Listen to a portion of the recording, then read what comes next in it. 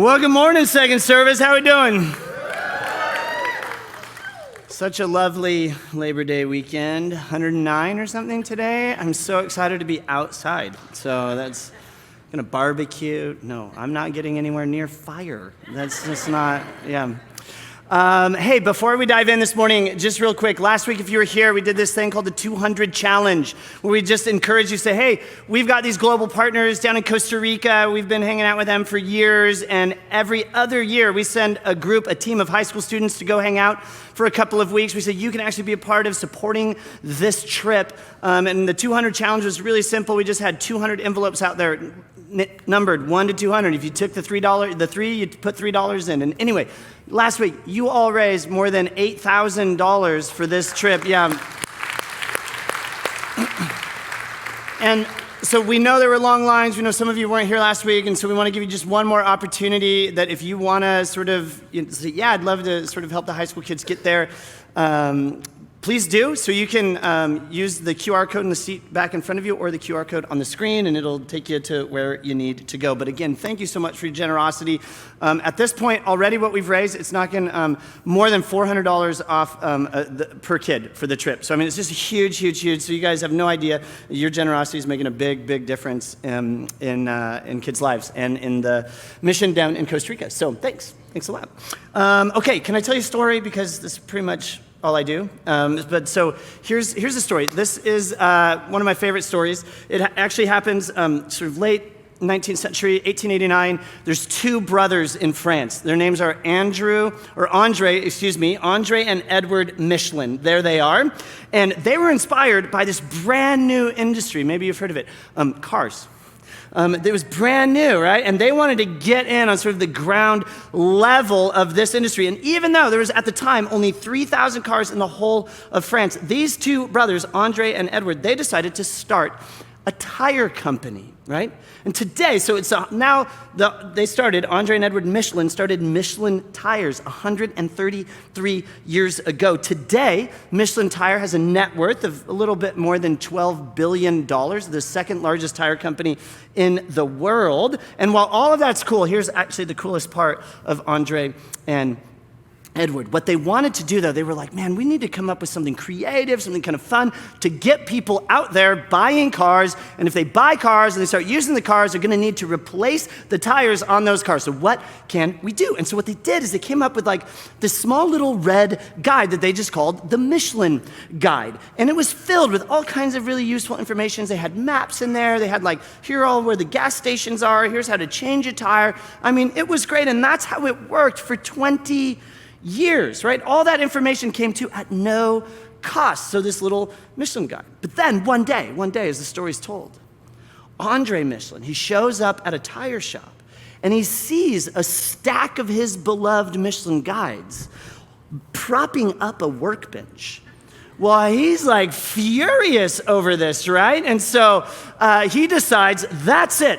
Man truly only respects what he pays for, and so we are going to reinvent the Michelin Guide, and we're going to charge for it. So in 1920, they put out a brand new Michelin Guide, and there was no euro then, so this is France, so it sold for 7 francs in 1920, and this time, instead of just like, here's a map and here's how to change a tire, they started to add reviews of things like hotels and restaurants. And then they got this great idea. What if they started hiring what they called mystery diners. They wanted these mystery diners to go into these restaurants and review the restaurants, right? And so, man, it pretty quickly became kind of a hit. And at first, they just sort of said, hey, if we liked your restaurant, they got what was called a Michelin star in the guide. But pretty soon, after about 5 years of doing that, they said, you know what, we need to like separate, because not all these restaurants are good, but not all of them are like the same kind of good. So they created this hierarchy in 1926 of the starred restaurants. So you had a 0 star, 1 star, 2 star, or 3 stars, Michelin stars. And then in 1936, they were like, okay, we're kind of gaining some steam. We need to like put out the criteria of how we star these and how we rank all of these. And today, so this is all happening like early 20th century now, today, the Michelin Guide is the premier fine dining restaurant guide on planet Earth. They've sold more than 30 million copies, and today they rate more than 40,000 establishments over 3 continents. And if you go to a Michelin star restaurant, you have arrived as an adult, apparently, right? I mean, this is it, right? The average cost, just here in the US, there's Michelin starred restaurants all over the world. But if the average cost of a Michelin-starred restaurant in the U.S. is $252 per person, which, I mean, that's plenty. That's plenty.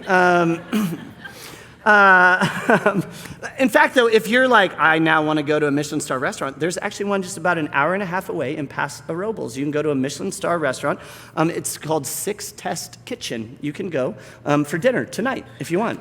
You can drive down there. And I think we see, $252 for a meal. That is a significant amount of money. But honestly, us Americans, we love eating out and we spend money eating out. In fact, did you know the average American goes out to eat 6 times a week? That's pretty much once per day.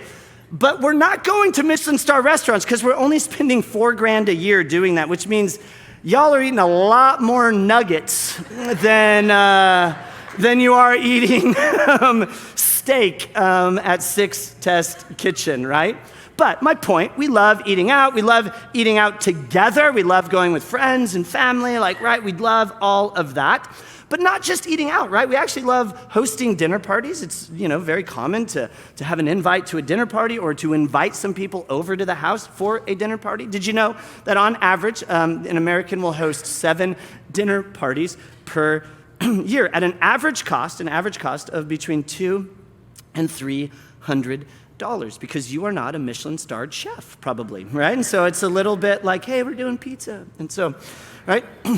And at these dinner parties, here's what's really interesting. Aren't there some unspoken rules of how to behave as a host and how to behave as a guest, right? There are just some unspoken rules, some things you just cannot do if you're the host, or you cannot do if you're the guest. In fact, if you're a guest at a party, here's they did a whole study and a survey. Here's Americans. Here's what we think are the top 5 sort of party fouls for a guest at a dinner party. Show up sick, right? Don't do that, right? Have you ever been at a dinner party and you hear someone be like, well, I had a 102 this morning, but I took ibuprofen. I'm good. Are you, though? Are you? Please leave.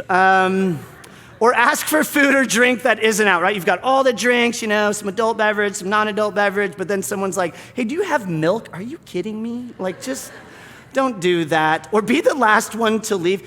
Get a hint, right? Just get a clue, right? Once that first person leaves, you're on the clock. Just know that. Or get too drunk, right? Don't be sloppy drunk at your friend's house. It's just weird, and everyone's going to talk about you behind your back.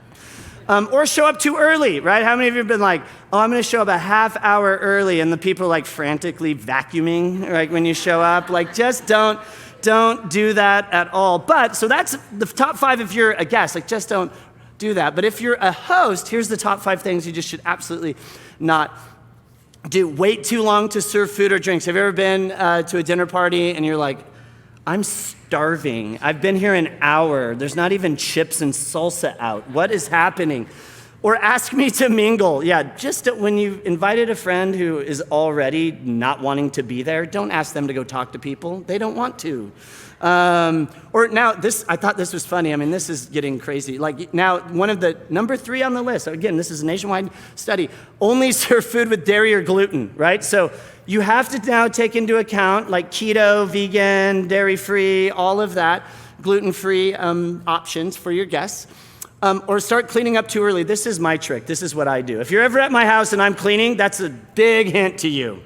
I want you gone. I'm tired and you've been here long enough. Or the same, don't get drunk as the host because your guests will talk about you behind your back. Okay, here's my point with all of this. Our meals matter. Our meals matter. We care an awful lot about food, and we care an awful lot about the people we share that food with. Think about this. Think about the table and the stories that have shaped your life that have actually happened around a very simple piece of furniture. the stories that have been told around a table, the news that has been shared around a table, right? The decisions that have been made around a table in your life, or maybe just the laughter, right? That you laughed so hard you made your stomach hurt. It happened at a table. Or maybe for you, it's a table where you found love, right? It was that first date at that one restaurant. And you looked across the table and you just kind of knew, right? You just kind of knew. I might be stuck with this person for the rest of my life, right? Or maybe for you, it was around a table you found reconciliation. You'd been estranged from a parent or a sibling or a friend, and somehow someone got enough courage up to say, let's have a meal. And you found healing and hope in that relationship again. The food served around a table has a way of connecting us in like really deep, meaningful ways. In fact, you probably don't care, but the word companion, it actually comes from two Latin words that essentially mean together and bread. So our word companion means is anyone we break bread with. It's anyone that we eat with, right? And this isn't just us today. Meals and food and sitting around a table have always really mattered.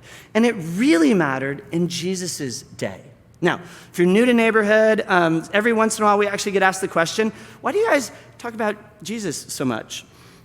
Fair question, right? So here's why. Because we call ourselves a Jesus church. And essentially what that means is Jesus is like our North Star for navigating life, answering life's big questions. Like we are all about Jesus. And so what we like to do on Sunday mornings is just sort of throw out topics and then look at the life of Jesus and see kind of what was going on then and how it could maybe sort of connect to our life today. So even when it comes to eating at a table, we want to look at the life of Jesus. And when it comes to the life of Jesus, there's a bit of backstory that actually shaped how people and why people ate together once Jesus showed up on the scene. Now, here's the backstory. It's kind of fascinating, at least to me, so I'm going to tell you.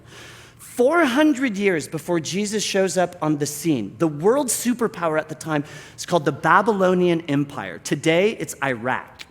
But the Babylonian Empire, 400 years before Jesus, they decide that they want to invade Israel. They want Israel, and they want all the money in Israel. They want the people in Israel. And so they do. They go and they invade Israel, and they beat them easily, right? And what they do is they say, we're going to take all of your best and your brightest, and we're going to take them back to Babylon, so Babylon becomes even stronger. And so what happens is there's this bit of forced detention with all of these Jews in Babylon. Today, we call it the Babylonian exile of the Jewish people, right? And so what happens when the Babylonians go in and they, conquer Israel, they tear down the Jewish temple in Jerusalem. It's gone.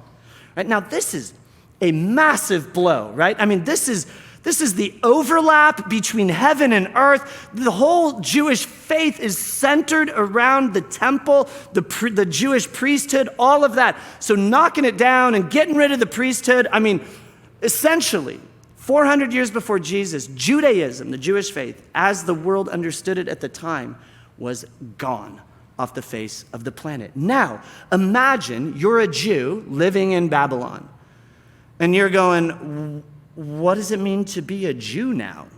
Like, how do I do this whole Jewish faith thing?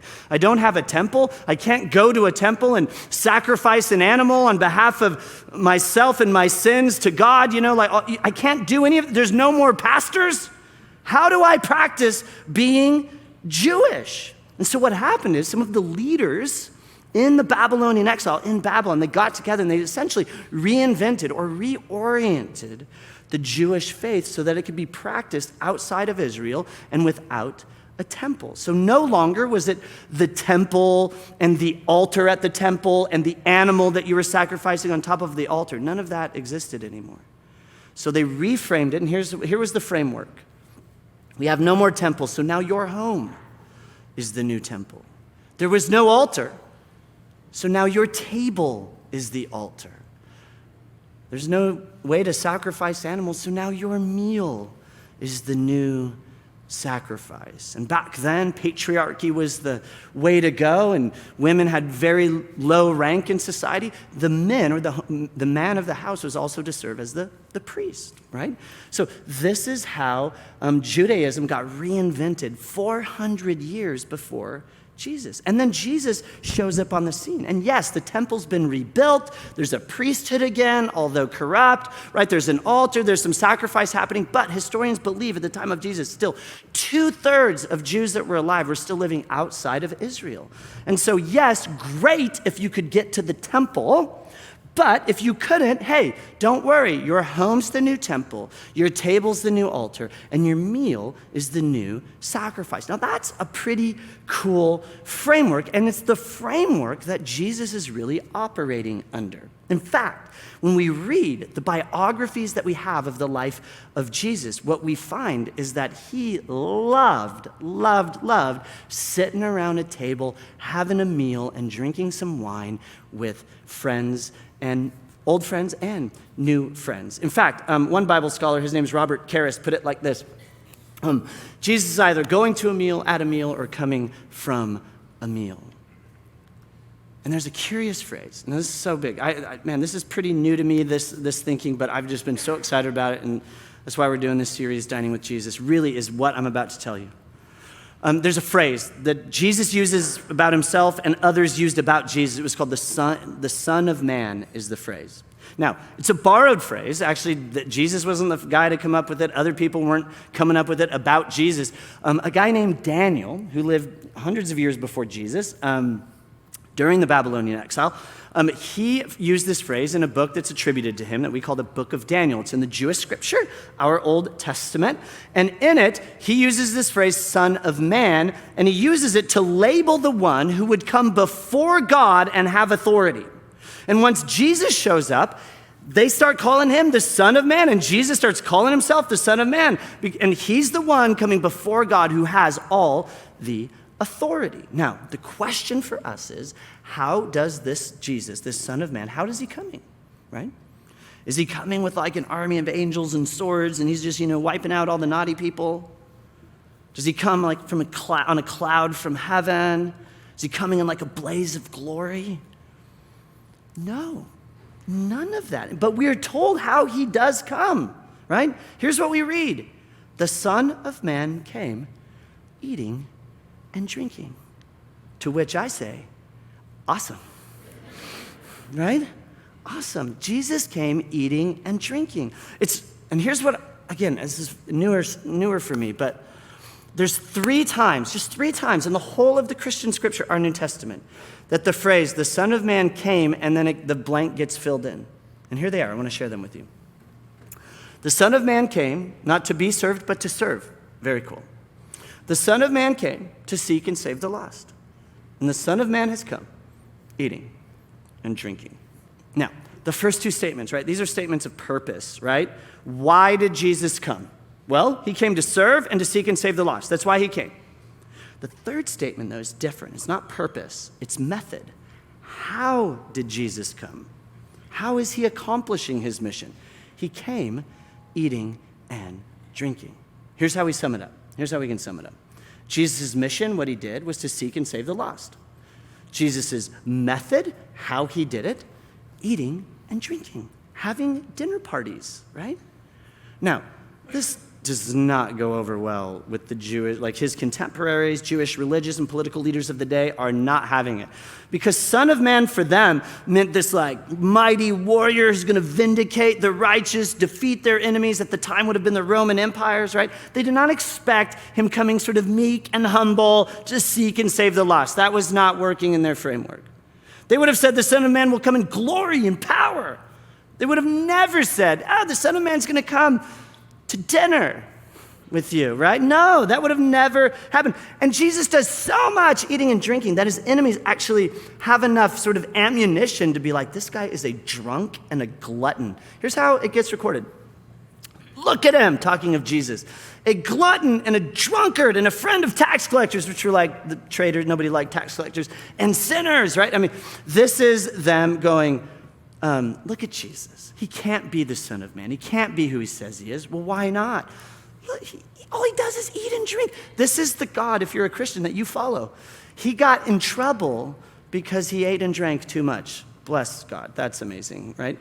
And here's another point where it's not Jesus being attacked, but they're sort of attacking his first followers. They call them the disciples. Here's what's read. John's disciples, so this is John the Baptizer, John the Baptist, often fast and pray, like they're super spiritual and holy, and as well as the disciples of the Pharisees. Those are religious leaders within Israel. But yours, Jesus, all they do is eat and drink. Jesus spent so much time around a table, right? I mean, what's party animal is maybe the way you could talk about it. If you're ever you've shown up for at neighborhood a while and you're like, man, these people throw a ton of parties. Like all they do is have food trucks and there's always they're eating all the time. This is why. We didn't make up the strategy. Jesus did, right? It's his missional strategy was a long meal that went late into the evening, right? Jesus did not have Michelin-starred restaurants, but he understood the value of sitting at a table with some grilled fish, probably a kind of tilapia, a loaf of bread, and a pitcher of wine. Jesus understood how important that was. Jesus didn't see meals just as a way of sustaining life and fueling your body. For Jesus, meals meant something bigger. They represented a new world, a new vision for doing life, and even a new way of doing life. And it's this new way of doing life, right, that gets represented in the meals of Jesus. He says, let me show you how to live like me. And then he just went to parties. And he just interacted with people. And he was kind, and he was gracious, and he was loving, and he sometimes had dinner with people that socially was going to damage his reputation and all kinds of things. In fact, he actually hung out and had dinner with all the wrong people so much that most scholars actually think Jesus got himself killed because of the people he ate with. Because in Jesus' day, the meals were meant to separate and divide, not bring people together. And Jesus fundamentally disagreed with that. Jesus saw meals as an opportunity to represent the welcome of God. And so everybody was invited to the table. And so he's constantly being accused of hanging out with the wrong people, right? Again, the authors of Scripture call them tax collectors and sinners. And again, tax collectors, they just worked for Rome. They were ripping off their own people, like traitors, just bad guys. Sinners, just really anyone who's living outside of the Jewish law, often called the Torah. And so, that's just these broad terms like tax collector, sinner, bad deal. And people just couldn't really handle it. They couldn't get their mind around it. And they just kind of freaked out on Jesus. But I kind of get it, right? What if you could just imagine Jesus here today and you see him eating with, just pick a group that you hate. Pedophile? White nationalist? Antifa? Someone from, the other political party? How would you feel? I get it. You'd be confused, maybe angry, scared. Jesus can't do that, right? So I don't want to just chuck the religious leaders of Jesus' day and political leaders of Jesus' day under the bus. I sort of get it, right? He's just flipping all the rules upside down. He came eating and drinking, but then he broke all the eating and drinking rules to represent what he was about, this way of love. Right? Because for Jesus, they weren't just metaphors. Meals weren't metaphors. Meals weren't symbols. They were application. They were this is how you do life. This is how you interact with people. Right? They were, the meals of Jesus are really like manuals for how to live out the way of love. The meals of Jesus are a window into his message of grace and love. The meals of Jesus are more than metaphor. It's how Jesus said, I'm not just going to talk to you about grace and love. I'm going to embody grace and love, and I'm going to do it at dinner, right? Here's how you live like me. You sit around a table and you enjoy each other's company because food has a way of connecting that a dude with a megaphone on a corner screaming at people that they're going to hell just isn't going to connect with, right? So sit down and have dinner. Hear their story, right? And that's why we're doing this series. We want to peer in, this Dining with Jesus. It's just 3 weeks, pretty short series. We just want to peer into 3 of the dinner parties that Jesus went to. And we just want to see what we learned as we watch Jesus interact with the guests at the party. That's all we're going to do, because the Son of Man came eating and drinking, which means his dinner parties have something to teach us. And so today we're just going to look at one really quick, right? I kind of had to set up the whole thing, and I wanted to tell you the story about Michelin and, all of that. So just quick, we're going to look at a dinner party. But before we do, the book that taught me about all this Son of Man stuff is a book called A Meal with Jesus by a guy named Tim Chester. And he does this little imaginary thought experiment that I think sets up what the Jesus' dinner party that we're going to look at tonight. So I'm just going to read for you what Tim Chester wrote. It's an imaginary dinner party set today. Here's what Tim writes. I want you to imagine you're at a dinner party. The host, a respected church leader, local councilman who lives in a big house on the posh side of town. Tonight, the dinner party is in honor of a visiting speaker. You're glad to have been invited because there's been a lot of talk about this man. He's been causing something of a stir with his radical views. Some people won't have anything to do with him, but you've got an open mind. It's good to have an opportunity to find out what he's really like. All of a sudden, you hear the doorbell ring, right? But you think nothing of it until you see a woman sort of push her way into the room. You see sort of the shocked face of the host's wife. This new arrival's wearing a tight-fitting, low-cut blouse, a skirt that's way too short, stiletto shoes. She stumbles slightly as she walks, as though she's probably had one drink too many. She looked like the sort of woman that would stand on a street corner. She goes straight to this visiting speaker, throws her arms around him, clasping his head to her bosom. I will always be yours, you hear her mumble.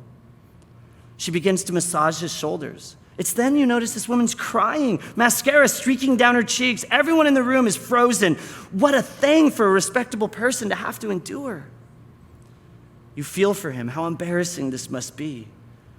But you're shocked because instead of pushing her away, he reaches up and puts his arms around her, and he says something to her that sounds like, and you'll always be mine. But he can't have said that. I mean, it's obvious what kind of woman this is. He can surely see that for himself. He ought to show some discernment. I mean, she might think this is a come on. Maybe it is. Maybe he's now one of her customers. This visiting speaker clearly has big problems. Well, an ancient historian named Luke records a dinner party just like that. Just happened 2,000 years ago. Here's what Luke writes. When one of the Pharisees invited Jesus to have dinner with him, he went to a Pharisee's house and reclined at the table. Again, remember, Pharisees, they're sort of a branch of religious leader in Israel at the time, and they loved the rules, loved them. So much so, here's actually what Pharisees believed. They actually believed that if they just could get every single Jew in the entire world to follow every single Jewish religious law for 24 hours, it would unlock the kingdom of God. God would come back, Rome would be destroyed, and Israel would be set up as the new kingdom of heaven and all of that. That's what they believed. So they were crazy about following the rules. Now, historians think this is what would be called a symposium. It's a dinner party that was intended to have sort of an extended discussion afterwards, right? So a religious leader is inviting Jesus. He's kind of the hot ticket on the speaking tour to come and just spend some time eating and talking. So that's what's happening when a woman shows up. Here's what we read. A woman in that town who lived a sinful life learned that Jesus was eating at the Pharisee's house. So she came there with an alabaster jar of perfume. Now, my first thought is, how in the world is this woman getting inside? Like, I think deadbolts, Ring cameras, I'm not opening the door, right? But our sort of Western idea of privacy just did not exist in the first century. That's just not how it worked.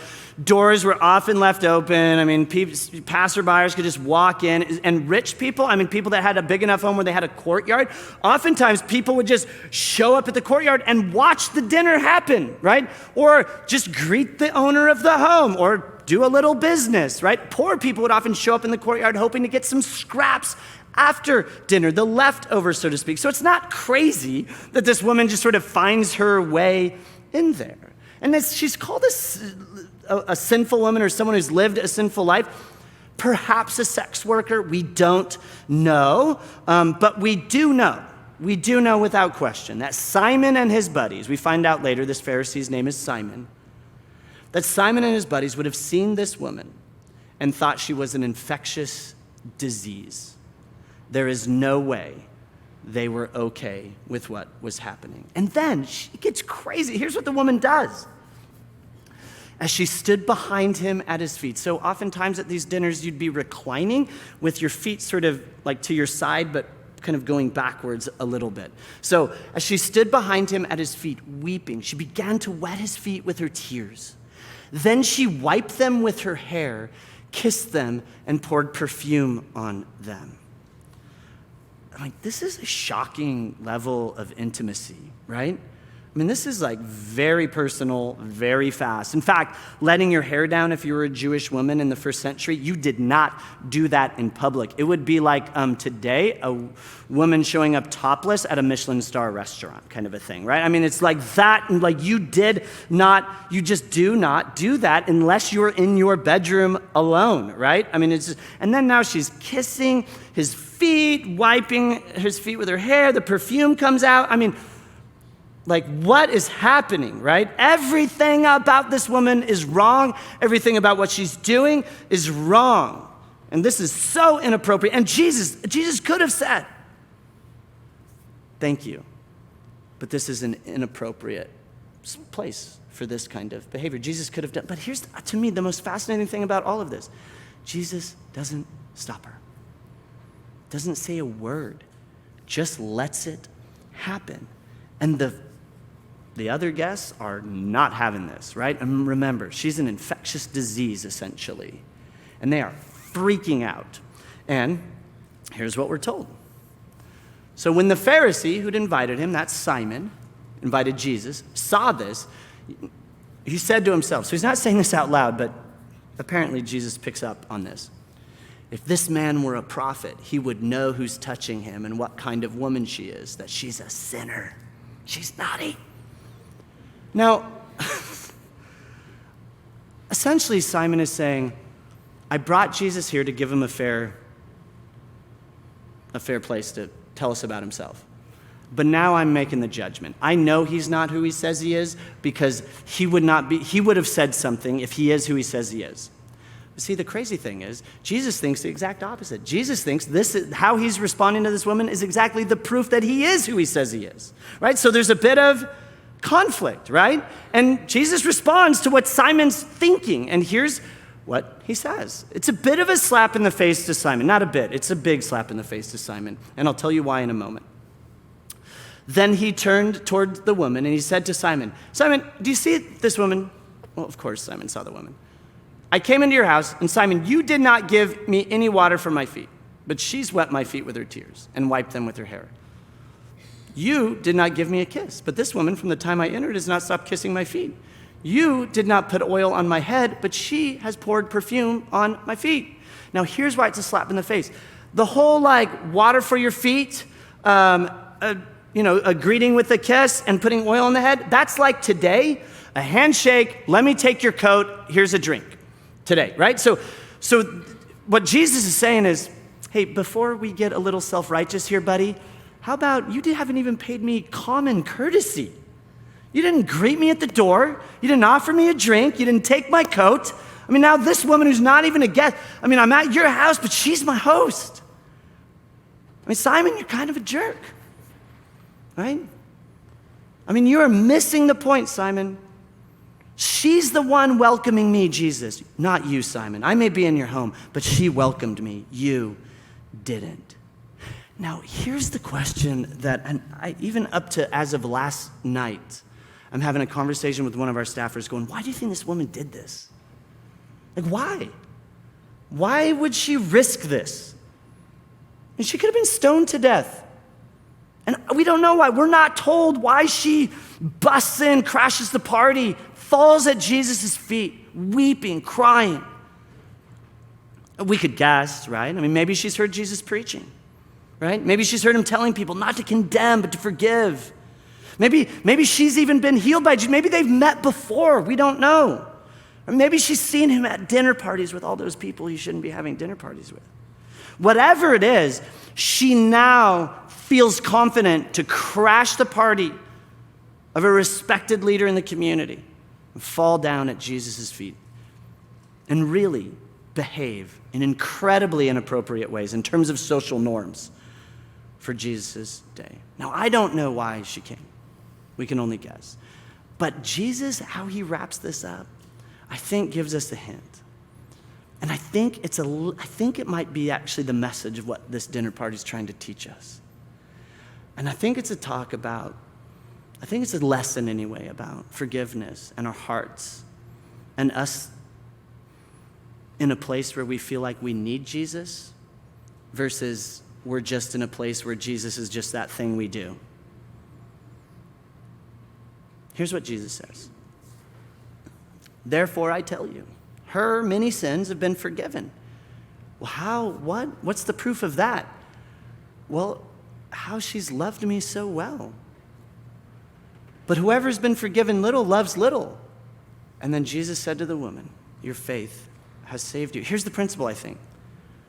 And actually, we just didn't have time, but Jesus actually tells this little story that's pretty similar to this too, and I wish we would have had time to get into that story, but the principle, though, is pretty simple. If someone forgives you, you love them. If someone forgives you a lot, you love them a lot. And I think Jesus is saying, this woman gets it. She gets it. She gets it to the point where she is willing to make a fool of herself, risk it all, to fall down at my feet and worship. But Simon, you didn't even shake my hand when I got here. You don't need me. You're using me. Right? Simon, she gets forgiveness. You have no idea. The only thing you've done since she got here is puff out your chest. Bark with your self-righteous indignation. Give me a break. Give me a break. I think this dinner party exposes our heart. And I think it's saying, are you this woman? You know your need for Jesus? And you're willing to risk social capital? Or are you like Simon and you don't need Jesus? You're just using him. You're just trying to punch your ticket to heaven. Hopefully that works out, right? Just trying not to go to hell. Or you're just here because whatever. But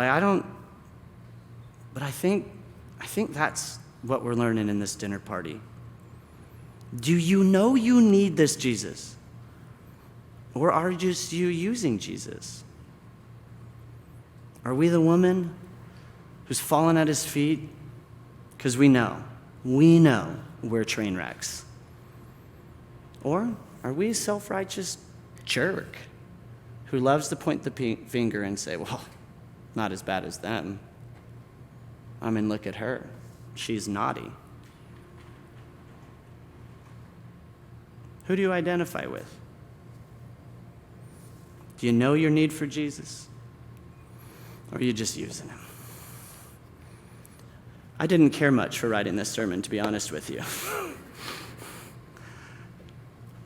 because I think it's a bit of a gut check. I think sometimes Jesus' dinner parties are meant to kind of punch us in the gut and remind us we need him. Jesus said, her faith, her knowing she needs me saved her. But Simon, your commitment to religion might just condemn you. Let's pray. Jesus, thanks. Man, you could have come any number of ways, and I am so grateful you came, eating and drinking, because it means I can too. Help us see the holiness, really the sacredness in our times together around a table. And Jesus, may we see this meal, the party-crashing woman, as a gut check. Do we know we need Jesus? Or are we just using him to prop up our platform for self-righteousness? Yeah. Jesus, we love you, and it's in your name we pray. Amen. Well, thank y'all a lot, and please welcome my good friend, Shelly Bowman. Thanks, Forrest. Good stuff today. Neighborhood, we're so glad that you decided to hang out with us. It's been such a fun morning with you. A couple of reminders before we are out of here. First thing, if you are new with us today, we'd love to say hello and meet you. We've got a gift for you out at the Next Lounge on the patio, so please come by and say hello. Also, the Next Lounge is also a great place just to get connected and take a next step here. You saw the video earlier about helping out, so if you're interested in doing that or have questions, you can head to the Next Lounge or scan the QR code on the seat in front of you. And also, as always, this morning, our prayer team will be down to the right of the stage. If you're here this morning and would like some prayer, we'd love to pray with you. And if you want to be a part of giving to the mission of Neighborhood, there are giving boxes on your way out, or you can do that online. But that is it for today. Have a wonderful week, Neighborhood, and we will see you next Sunday.